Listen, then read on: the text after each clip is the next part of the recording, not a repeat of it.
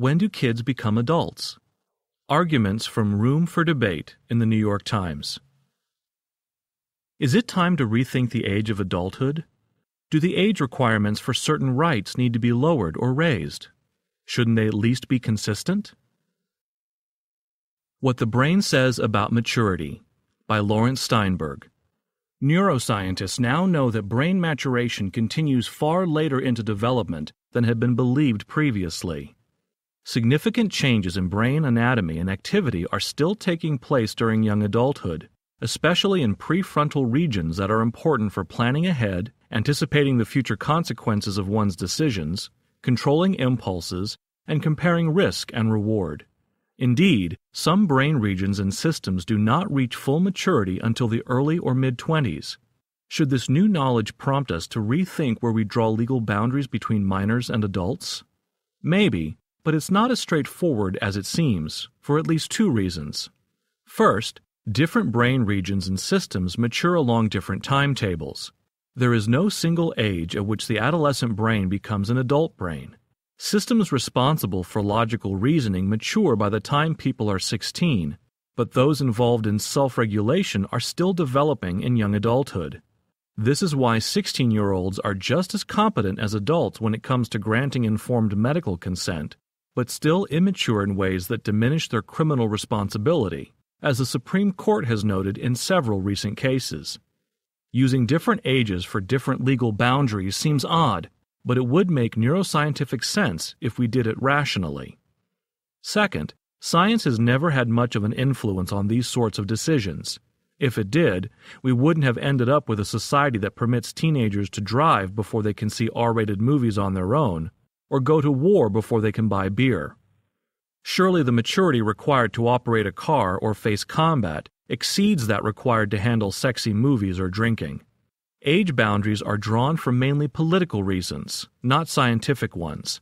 It's unlikely that brain science will have much of an impact on these thresholds, no matter what the science says.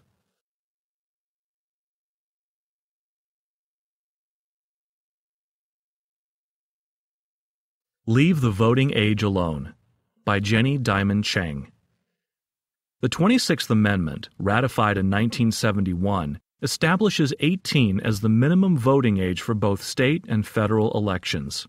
Like all lines that divide legal childhood from adulthood, the voting age is essentially arbitrary. Indeed, in modern America, 18-year-old voting has become unmoored from one of its more important original justifications, which was matching the minimum age for draft eligibility, itself also an arbitrary line.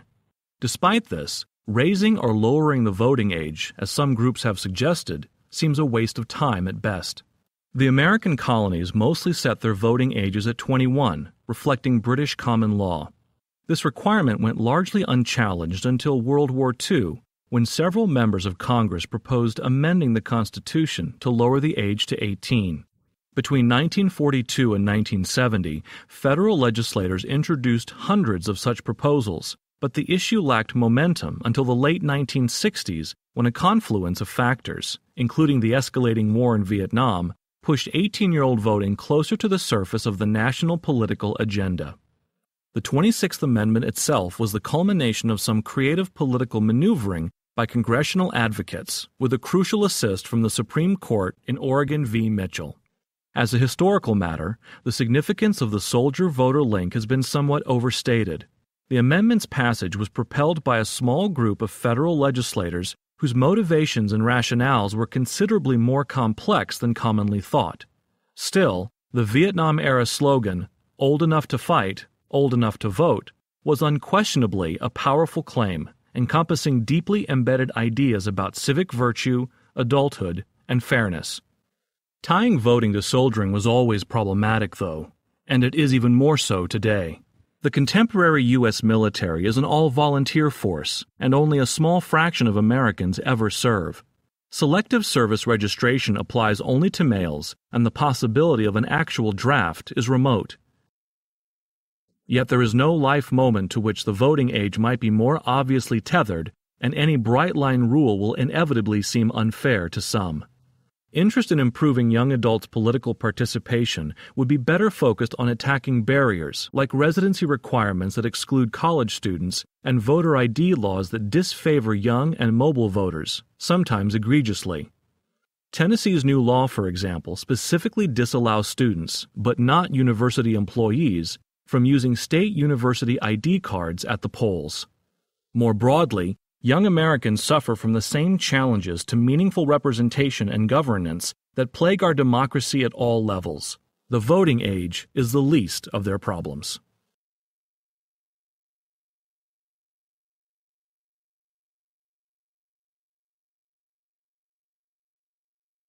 Better Training for New Drivers by Jamie Lincoln Kittman.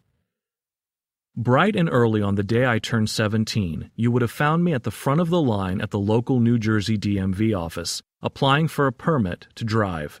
In due course, I got my full license, and it wasn't long before I got my first ticket for speeding. And soon after that, I got another for failing to observe a stop sign. After which failure, I'd turned without signaling and then traveled 40 miles per hour in a 25 mile per hour zone, a points cluster bomb that resulted in the suspension of my license until I enrolled in a driver training course, which, I might add, like the driving instruction I'd received in school, was virtually useless. Americans, with an assist from the automobile and oil industries, tend to treat driving like a right rather than the privilege it most assuredly is. And now that I'm grown, and I like to think a more responsible driver, two factors leave me convinced that the driving age shouldn't be lowered. Indeed, the right to drive should be doled out gradually to teens, as it has been in New York since 2010. The first problem is the utter inadequacy of our driver training. American states would do well to follow the example of European countries, where licensing procedures require considerably more training and proven skill before new drivers are let loose on public roads. The second decider for me is the discovery by scientists that poor decision-making, the hallmark of many teenagers' existence, has its roots in biology. So graduated licenses like we have in New York, where young drivers cannot drive past nightfall or with more than one unrelated person under the age of 21 in their car, make good sense. Is it the case that many teenagers can and will drive responsibly, regardless the hour, number of young passengers, or brain chemistry? Yes. Is there any inconsistency in the fact that a teen may work but not drive at night? Sure. But, as every parent worth his or her salt has reminded their child at least 100 times, sometimes life isn't fair. A Parent's Role in the Path to Adulthood by Barbara Hoffer. The transition to adulthood can be either clear or diffuse, depending on whether a culture chooses to offer all the privileges and responsibilities at one distinct age or spread them across time. In some countries, the ability to vote, drink, enter into legal contracts, and serve in the military all occur at once. In the United States, these rights are not only spread out, but often without clear rationale. Serving in the military before one is considered responsible enough to purchase alcohol is one of the glaring inconsistencies. Some cultures also mark the transition formally, as in Japan, where Coming of Age Day, Seijin Shiki, is a national holiday to celebrate all who reached adulthood in the current year. Becoming an adult is also a subjective experience, of course, and there is little doubt from recent research that individuals are taking longer to recognize themselves as adults. The age of first marriage and birth of a first child, often perceived by individuals as adult markers, are now occurring later than at any time in history in the U.S., and greater numbers of individuals are also choosing to forge lives without either of these traditional markers. With increased numbers of individuals attending college and with a tremendous rise in the cost of education and the loans necessary for many, young people are also remaining dependent on parents financially far longer, often leaving them less likely to perceive themselves as adults. Another psychological aspect of being an adult is feeling autonomous, and individuals whose autonomy is supported, at any age, are more personally motivated. As a college professor who studies adolescents and emerging adults, I am particularly concerned that college students are not getting the opportunities they need to grow into autonomous, healthily connected adults when parents are still hyper-involved in their lives.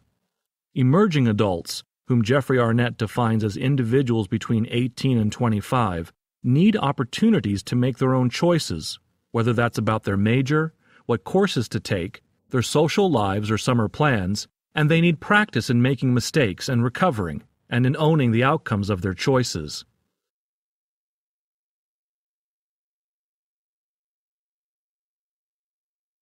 They don't arrive in college fully formed as adults, but we hope they will use these years to make significant progress toward adult behavior, with all the support and safety nets that college can offer. Yet my research with Abigail Sullivan Moore, reported in our book, shows that many college students are in frequent contact with their parents, nearly twice daily on average, and that frequency of contact is related to lower autonomy. Parents who are using technology, calls, Skype, texting, email, Facebook, etc., to micromanage lives from afar may be thwarting the timely passage to adulthood. Not surprisingly, these college students are also not likely to see themselves as adults, nor fully prepared to take the responsibilities of their actions, nor even getting the benefits of college that they and their parents are paying for. 1 in 5 students in our study report parents are editing and proofing their papers, for example. College parents can help with the transition by serving as a sounding board rather than being directive, by steering their college-age kids to campus resources for help, by considering long-range goals rather than short-term ones, and by giving their kids space to grow up. Mandatory Service to Become an Adult by Michael Thompson. Children are so variable in their growth, and the ways in which cultures understand child development are so different, it is futile to attempt to pin down the right age of majority. The Dutch, for example, allow children to drink at the age of 16, but not to drive until they are 19. Even if I thought it was a good idea to lower the drinking age and raise the driving age, and I do, I recognize that the U.S. would never embrace it. I am more concerned with the issue of maturity than I am with the technical age of majority. Researchers and observers have noted that while our children are getting brighter, IQ scores have been going up for the last 2 decades, they are relatively immature for their ages in comparison to earlier generations. Overprotected by their parents and spending vast amounts of time in front of TV, computers, and cell phones, over 50 hours a week by middle adolescents, according to the Kaiser Family Foundation, they are less skilled in the world, less able to build friendships and function in groups, and more reliant on their parents. Instead of fiddling with the age of majority, we should encourage our children to grow up, and mandatory service would do just that. We should require all 18-year-olds in America to leave home and give a year to society, either in the military or in community-based projects, like tutoring younger children or working in retirement homes or the inner city. The result would be a cohort of more mature 19-year-olds who would make better workers and better citizens.